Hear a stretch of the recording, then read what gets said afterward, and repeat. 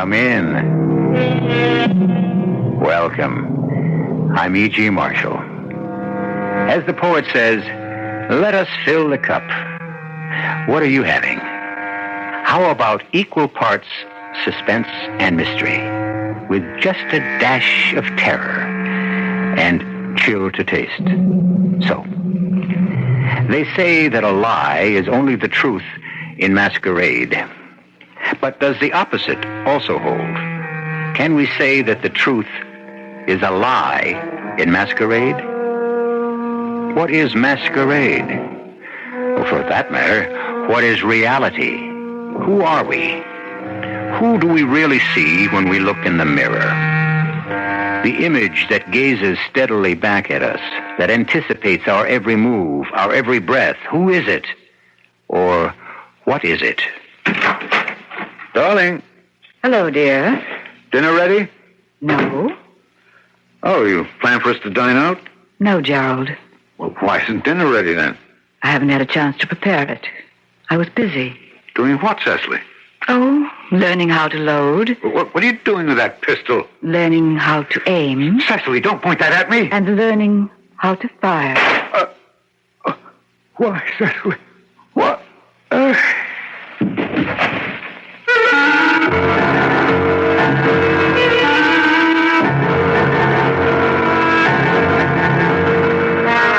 Our mystery drama, The Many Names of Death, was written especially for the Mystery Theater by Sam Dan and stars Alexander Scourby. It is sponsored in part by imported Vigna Rosé wine and Buick Motor Division. I'll be back shortly with Act One.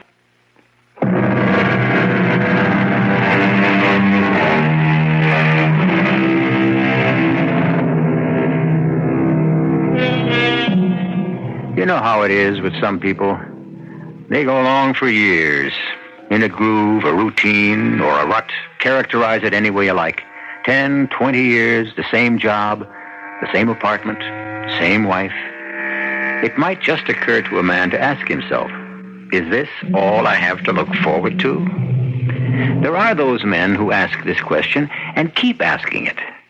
But these are the men who rarely do anything about it. It's the men who don't ask, who seemingly plod along contentedly and quietly. Oh, yes. Look out. Look out for Gerald Furlong, who fills all the specifications we have just stated. Mr. Furlong. Yes? Good morning. My name is Helene LaRue. Yes? I'm your new secretary. Oh. Mr. Spruance, you know him, the personnel manager. Yes? Well, when I heard that old lady McKay, I beg your pardon, Miss McKay was leaving, I asked for the job. And he said I could have it unless you had someone else in mind. Well, Actually, I'm the best typist in the pool. Are you? Oh, yes. You can check it. Everybody always asks for me. Yes, but I don't... Of course you don't know. How could you, unless we try it? What have you got to lose? Well... Then it's settled. Now, all you have to do is sign this memo. What memo? The memo to Mr. Spruance, which says you authorize my appointment as your secretary. Yes, but I... Well, now, I don't want you to think I'm pushing you or taking too much on myself. But a good secretary handles all the details, ties up all the loose ends, keeps the desk clear. And as soon as you sign that, I can call Mr. Spruance's secretary. All right. Ah, that's it. Yes, sir. Oh, Mr. Furlong, you do have a bold, strong handwriting. Unusual, sir, but that's to be expected.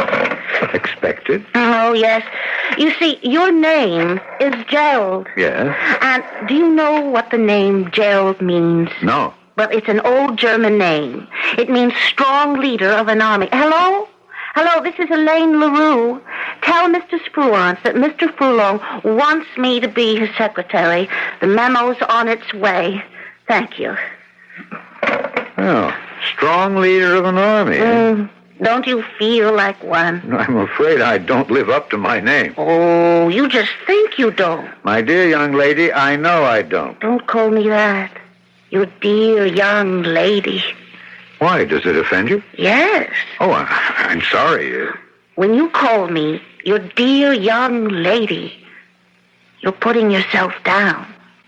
I'm afraid I don't understand. Well, you make yourself sound like an old man. Oh. And you're not. You see, I worked in personnel. I had to check everyone's record. Now, Miss LaRue, those records are highly confidential, and there is And you're only 45. It's true that you look 55. Now, Miss LaRue, one thing I frown upon in this office is the discussion of personal matters. Of course. If you went about things differently, you would look 35. Miss LaRue, I have some letters to dictate. Yes, sir. This is to Mr. Oliver Stevens at Carpenter and Stevens. You'll find the address in the files. Dear sir, pursuant to... Yes, sir. read that back, huh? All you said was, dear sir, pursuant to... Oh, yes. Pursuant to our agreement, I must inquire of you, Miss LaRue. Yes? You know, you've gotten off here on the wrong foot. But, Mr. Furlong... I dislike flattery. I intensely dislike it. I despise it. But please do not interrupt me.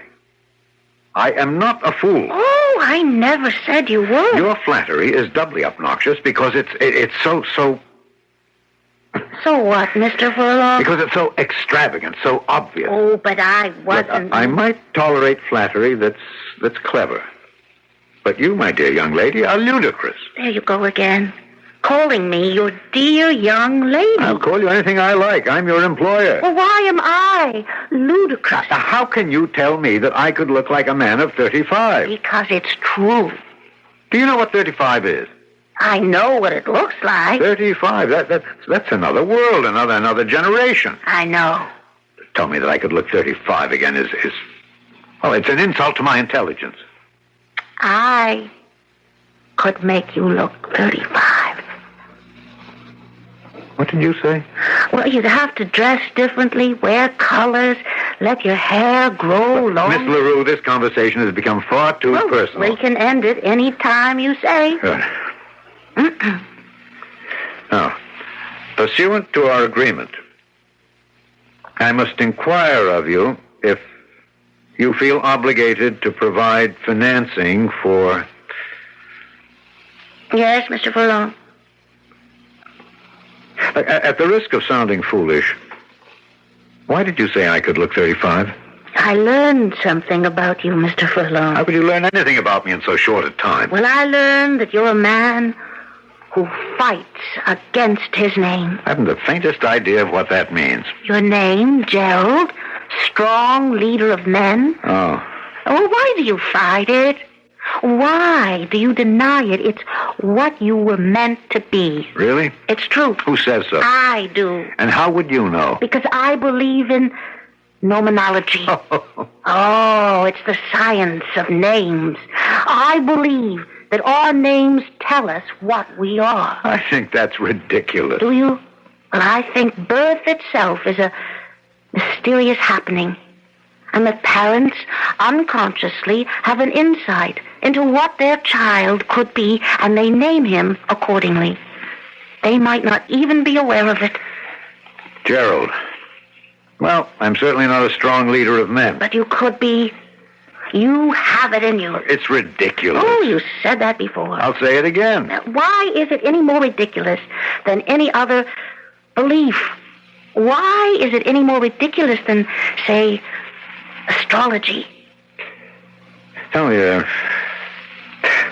what does Helene mean? Light. Hmm? A torch. From the Greek. Light? Yes, light. Have I brought you any?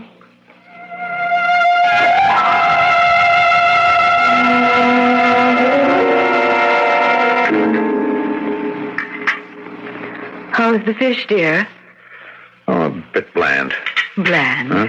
That's odd. It's been prepared exactly as usual, and you never complained before.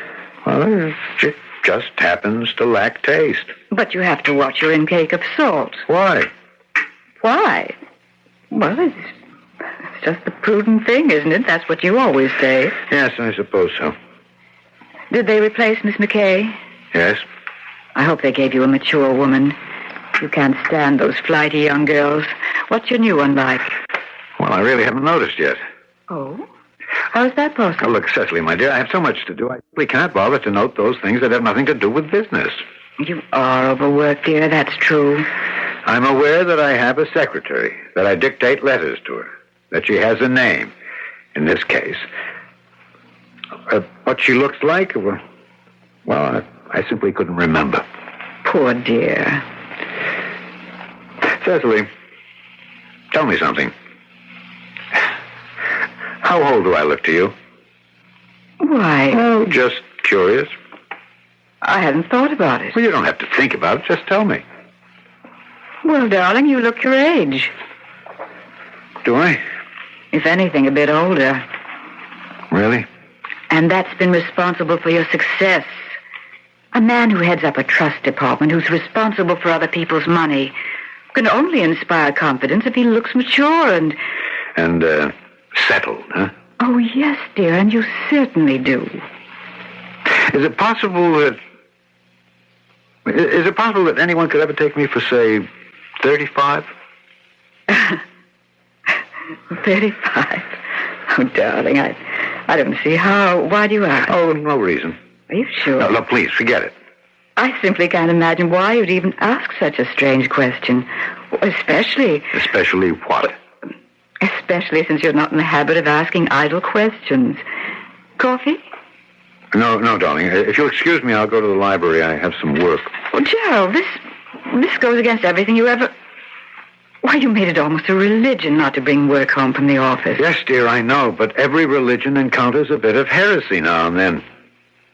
Don't stay up too late. No, dear, I just have a few things to check out.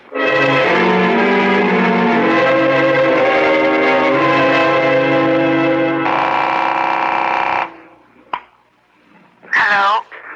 Miss LaRue? Oh, good evening, Mr. Furlong. Good evening. I was waiting for your call. What do you mean you were waiting for my call? Well, and I was right. You did call, didn't you? Well, yes. However, my secretary has to expect to work all hours, and if you object, then perhaps you'd better resign. Oh, I don't mind. I don't mind at all. You have such a fascinating voice. Now, see here, Miss LaRue, this is a business call. Of course it is.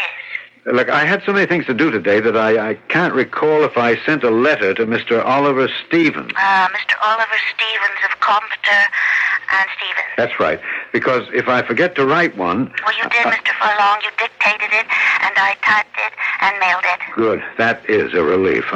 Otherwise, I'd have to call him this evening and explain that he shouldn't expect to... Nope, the letter went out. That's what I wanted to know. Is there anything else?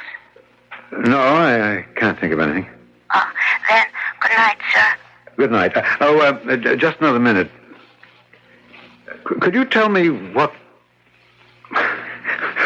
the name Cecily means? Cecily? Mm-hmm. Oh, yes, sir. That's, a Latin name. It means one who is in the dark or blind.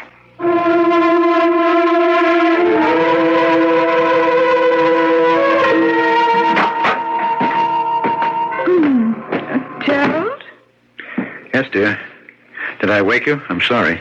Oh, working at night's the worst thing in the world for your nervous system. Yes, dear, I'll just brush my teeth and get right to bed.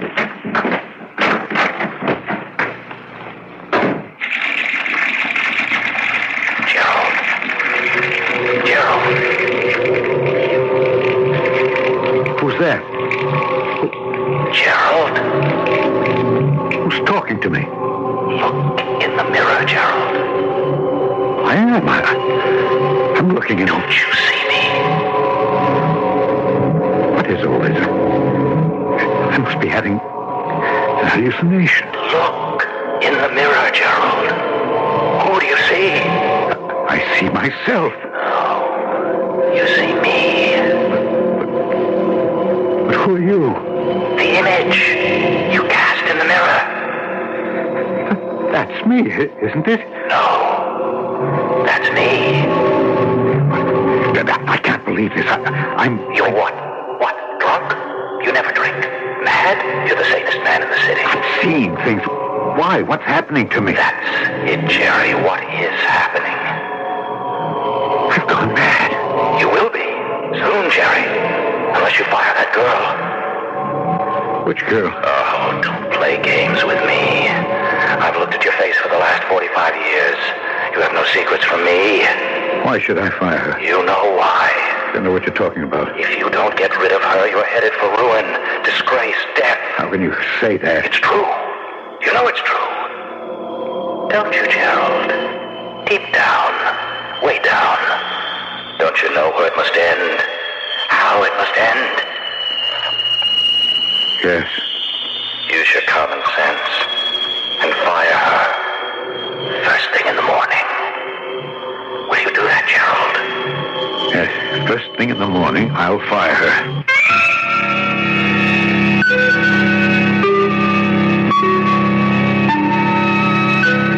You look in the mirror, and a perfect stranger starts to talk to you. He wears your face, but you know he isn't you. He knows every thought in your head and every emotion in your heart, but you know he isn't you. Who is he?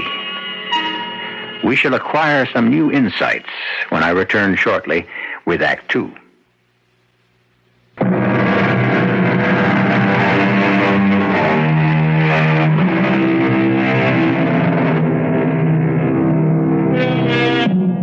There's a face that looks back at our own each time we gaze into a mirror. But is it always the same face? The quick answer, the automatic answer is yes, certainly, of course. This teaches that we should never answer anything without pausing for thought. We might get the same surprise that happened to Gerald Furlong. It was the same face, but it wasn't his. Good morning, Mr. Furlong. Good morning, Mr. LaRue. Come into my office, please. Yes, sir. Now, Mr. LaRue, I have something to tell you. Oh, I know. You want to fire me. Well, I've been thinking. A man and his secretary, they spend considerable time together, and therefore they should have similar temperaments. You're too busy thinking to have fun. Obviously, we don't have a similar temperament, Miss LaRue. Very well.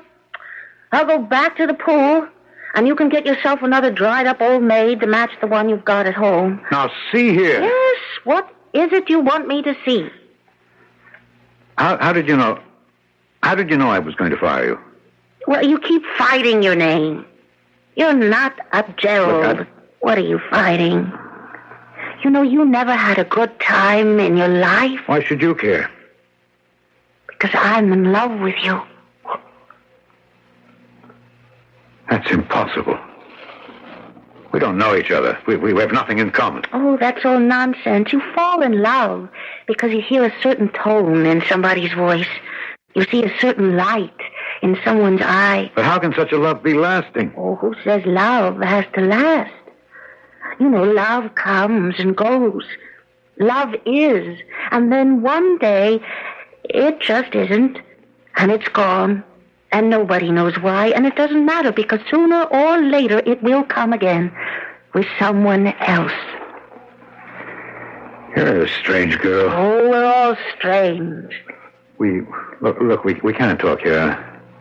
I'll take you out to lunch. No lunch. Why not? Because you must lose weight. I'll take you shopping.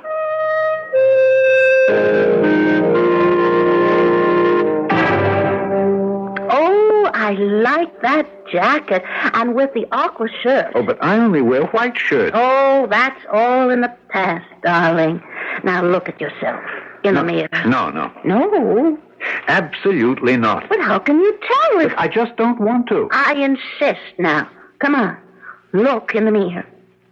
Have you ever seen anything so handsome? Well, it's a work of art. Gerald. No. Gerald. This face, you see, it isn't my face anymore. Gerald, don't kill me. I'm not killing you. What are you saying, darling? Darling, already? Look, darling, You can't do away with me, Gerald. We've been together too long. We've built up our whole world together. You just can't get rid of me and get another image. Well, what do you think, darling? Fire her, you fool. Get rid of her. Walk out of here before it's too late. Save yourself. I think... What's there to think about? He'll take it. And now for some sportswear.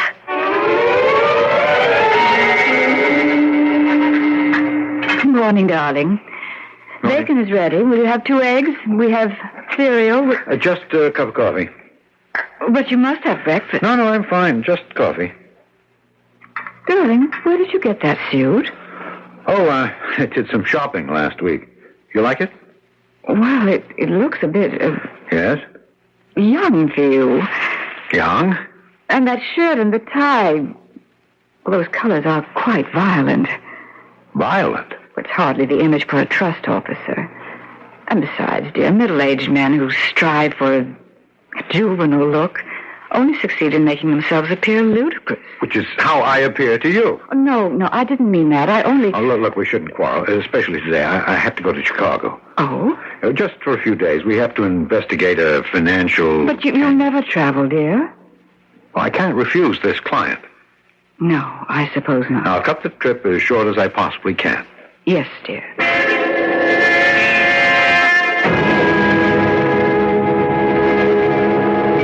Well, how do you like it?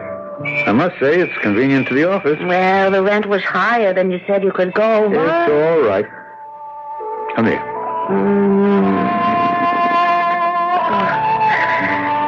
I must say, you learn fast. I didn't have to learn. I always knew it. It was just out of practice, that's all. Let me show you what I bought me this afternoon. Look, I hope your account isn't overdrawn again. Oh, it was a steal. My first mink cape. Oh. Was it necessary? No, that's not my Gerald. The king of the army. It's the old trust officer speaking. Oh, I just asked. Don't you want me to keep warm? Of course. That's better. What would you like to do tonight? Oh, what are we supposed to be doing? I'm supposed to be taking a client to a long and involved business dinner. Oh, well, then let's go to the High Hat Club. Oh, I think I heard of that place. What'd you hear? I don't think it's the kind of establishment I should be seen at. Then what are we waiting for?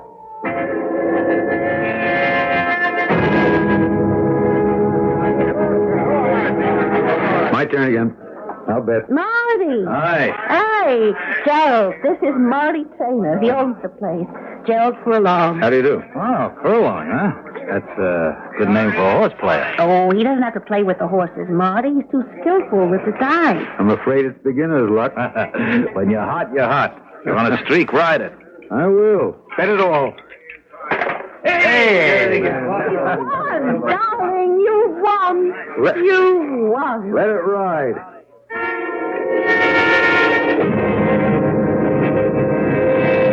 Oh, darling, it's getting late. Yes, I know. You should be getting home. Oh, I wish I didn't have to go. So do I.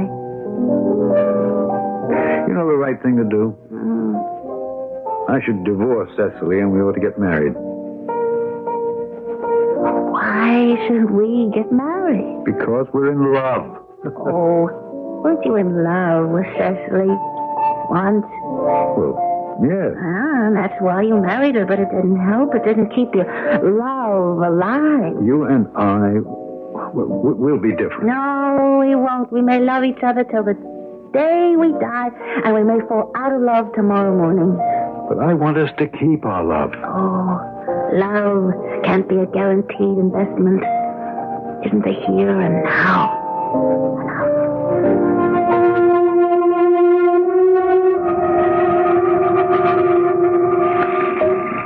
Gerald. Huh? Gerald, please don't kill me. Oh. I better take a pill or see a doctor. Why? I'm the one who's sick. You're killing me. No, don't turn your face away. Look in the mirror. Look at me. I'm looking. Don't you see how I've changed?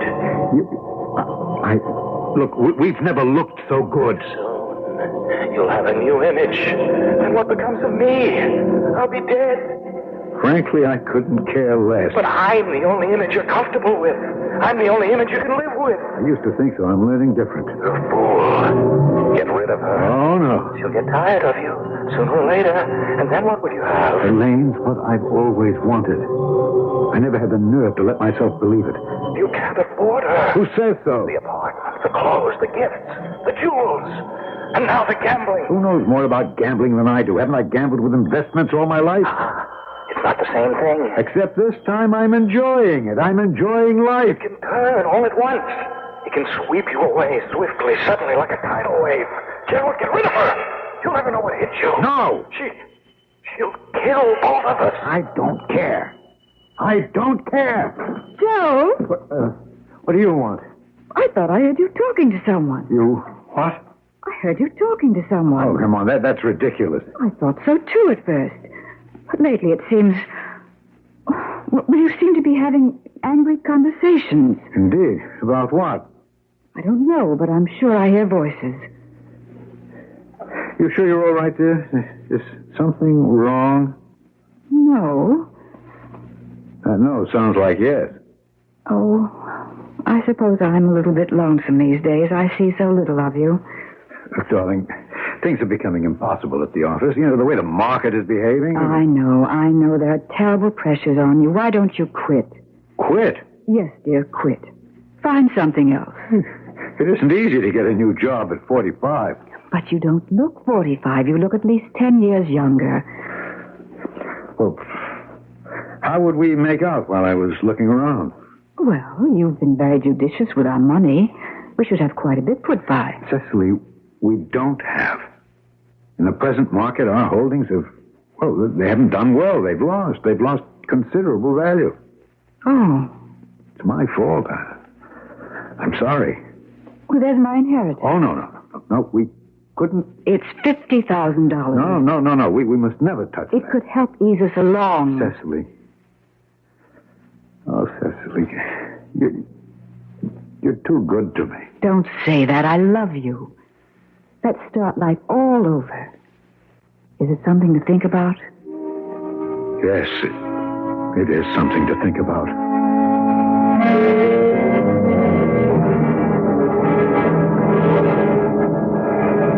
Where are we going? The usual place.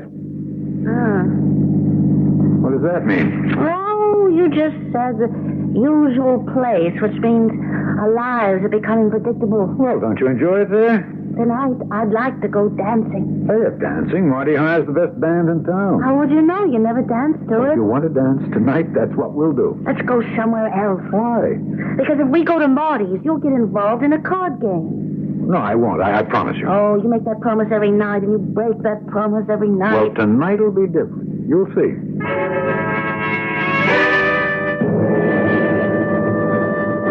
Gerald, I want to go home. Darling, we can't go just yet. I see no reason why we can't do anything we please any time we want to do it. I've lost too much money. Oh, what? It's only money. I can't quit now. Oh, this place is becoming a bore. I can't afford to. And you're becoming a bore, too. Don't say that. But I love you. Do you understand? Well, I love you, too. Just another half hour. Mr. Furlong. Yes, Marty. Do we deal you in? No, Gerald, no.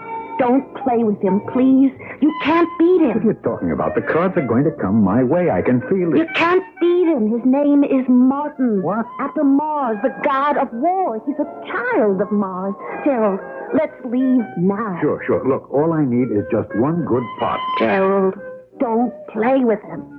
You go get your coat and meet me here. Oh. Well, Mr. Furlong, just you and I left, huh? So, no fight for the pot. I believe you were the opener. 500. Oh, a very good bet. I think I'll raise. Make it 1,000. And 1,000 better. A man with confidence. However, another 1,000. 1,000 to you again, Marty. Well, I must respect that. I call. You should. I have have a full house. An excellent hand. Good enough to win most of the time, but not good enough this time. I have 4 little deuces. Oh. So let's see. In the pot where your overall bets of $5,500 and added to your previous indebtedness, we have a total of $35,000. What? That's impossible.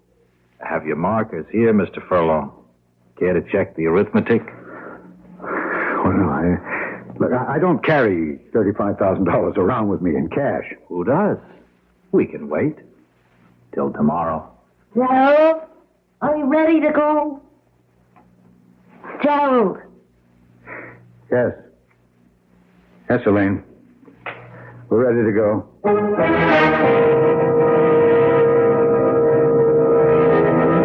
He says he's ready to go, but the question is, where? Where do you go when you've just lost $35,000 that you don't have? Where do you go? And what do you do? Well, this could be as good a time as any for Gerald to find out if he can live up to his name, strong leader of men. We'll know everything when I return shortly with Act 3.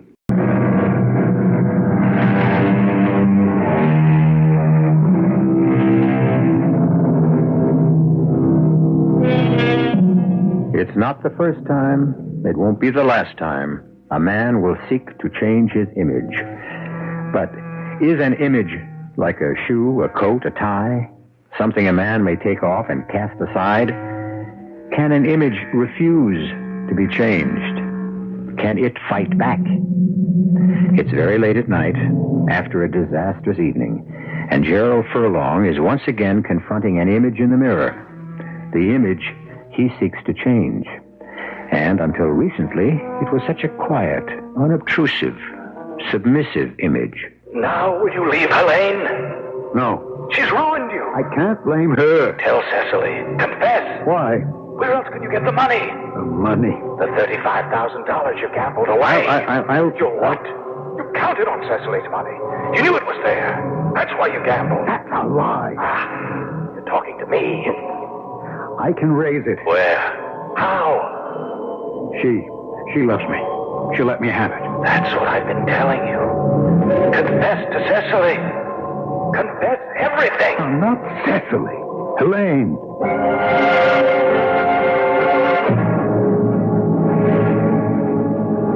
Helene, I'm in over my head. Please help me. Of course. I knew you would. That's what love is.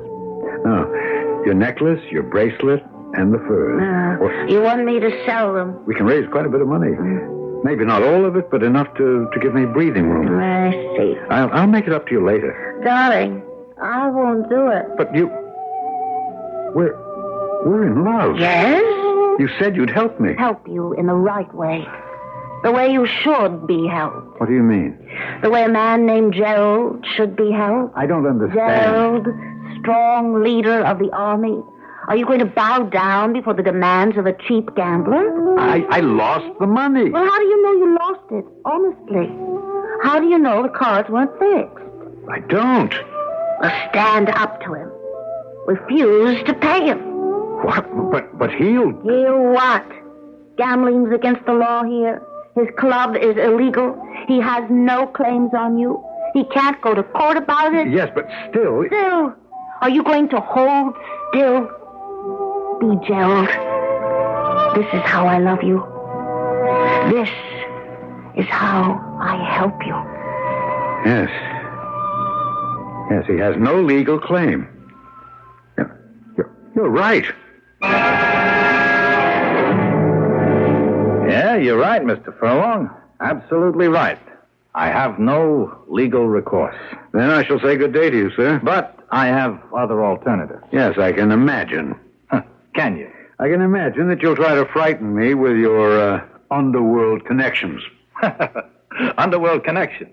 You've seen too many movies. You think you can scare me with strong-arm tactics?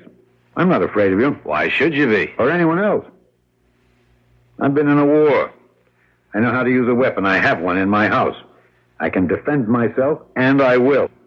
Now, you are a trust officer for an important brokerage house, huh? Oh, I see. Blackmail.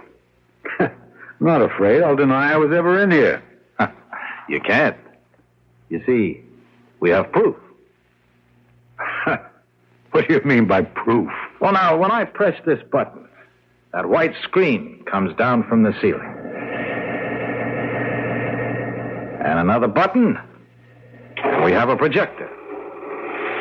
And now we have a motion picture, and look who the hero is. Oh, Why, it's you. I don't believe it. Ah, Mr. Furlong, isn't it true? One picture is worth 1,000 words. How were you? You photographed. I mean, there you are, betting, raking in the money. Oh, you are a gambler, sir. That's obvious. So how you relish what you're doing, huh? Well, have you seen enough? What will you do with it? Show it to my management people? Oh, yes. Well, it won't do any good. They'll fire me. That won't get you your money. Oh, yes, it will. What do you mean? They're not responsible Now, for listen, we exhibit this little documentary. We tell your management, unless they make good on your debt, we will show the picture to their clients. We will say to them, here is how a man who handles your money amuses himself in his spare time. Is he doing this with your money? I think your management will pay us off, don't you? Violence? Who needs violence when this kind of persuasion is so much more, persuasive? I need time. Of course. Take a few days, take a week, even more.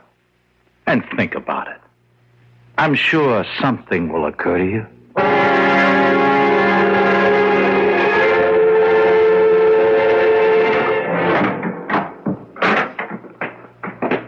Helene? Helene? What the place? It's empty. What happened? She's gone. She's disappeared and she took everything. What's this paper? Darling, love comes, love goes. And for us, it's over. Think about me as I shall think about you. And remember always, remember your name is Gerald, strong leader of a host. She's gone. She's gone. Of course she's gone. What did you expect? Where are you? What do you think I am? Look in the mirror. A mirror. A small mirror with a pearl-encrusted border. She was going to take it along with everything else, but she forgot. Well, what are you going to do now? No. Now I'm going to... Not too late. Get down on your knees to Cecily. Pray to her to forgive you. Never. No, not to her. Not to Cecily. You can't afford to have pride. I'll get the money somehow. Oh, no. Not that way. I know what you're thinking. Look, it's the only way. I won't let you. I won't let you kill her. I'll stop you. It'll be a burglary. No. Yes, a burglar. And he killed her. No, Gerald. That's how it happened. I've got the gun at home. Don't do it, Gerald. She'll be angry, but in the end, she'll forgive you. I'll have an alibi. They'll never be able to prove Gerald, it. Don't kill her for her money. I have to. I won't let you. You can't stop me. I can warn Cecily. How could you? You can't. I'll stop you. I'll kill you first.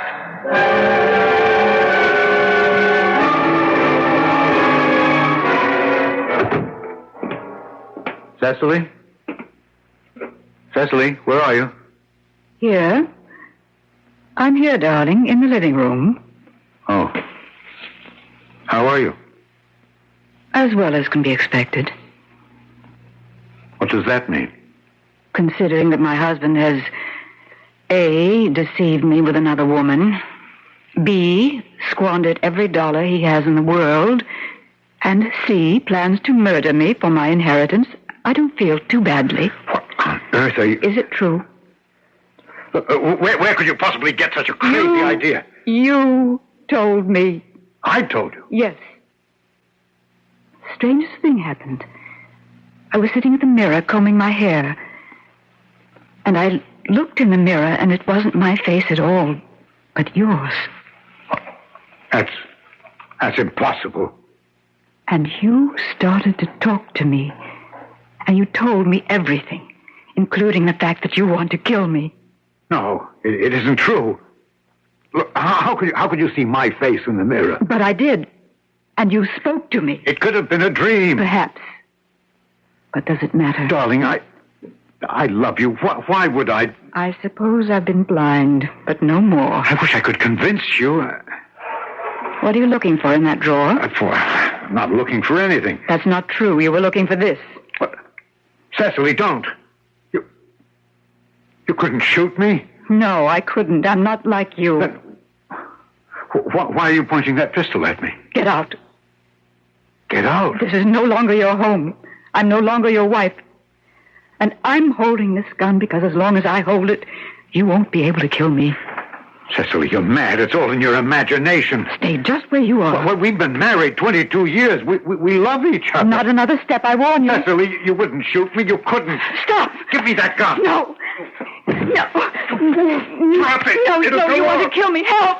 Shut up. Help me, somebody. He wants to kill me. I'll help you. Keep out of this. You keep out of it. Let go of her. Get back in the middle where you belong. No, I don't. I don't belong there anymore. You have another image. Get away. Let her go. Let her.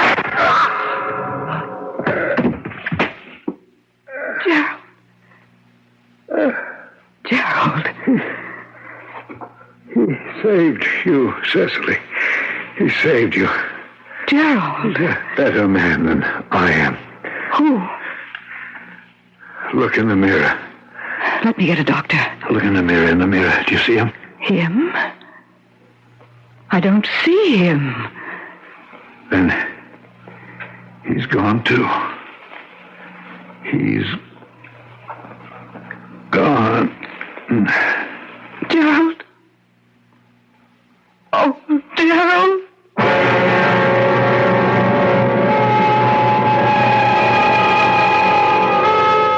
They're both gone, Gerald and the image. I know we have the realists in the house and the psychologists who will tell us that they can reduce it all to a matter of the inner self, split personality, guilty conscience. Well, to each his own. It could have been an image acting independently. Proof, absolute proof, is missing for both sides. I'll return in a few minutes.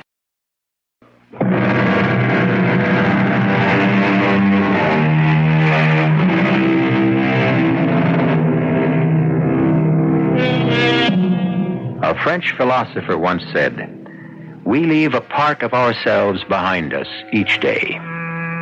That's true. But where do we leave it?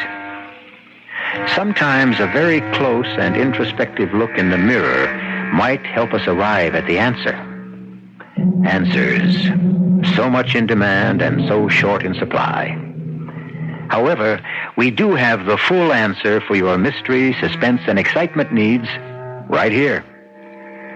Our cast included Alexander Scrooby, Laurie March, William Redfield, and Marion Haley. The entire production was under the direction of Hyman Brown.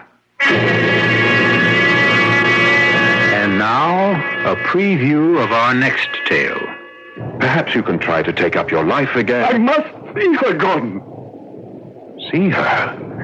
That's why I'm here. Why I asked you here. I must see her, Gordon. Gaze upon her lovely face once more. But she's buried a week ago, you said. In the family vault on the Buckingham estate. I want to go there tonight. Force entry into the vault. Open her coffin. And look at her once more. Just once more. I need you because I fear to go alone. There is more to fear than that, Guy. What do you mean? A body dead and buried for a week in a damp and virtually airless vault. Guy, you'll not see Victorine as she was in life. I shall see her. Guy, this is mad. I beg you to... I must! I don't care what she has become. I must see her once more. Radio Mystery Theater was sponsored in part by Contact, the 12-hour cold capsule.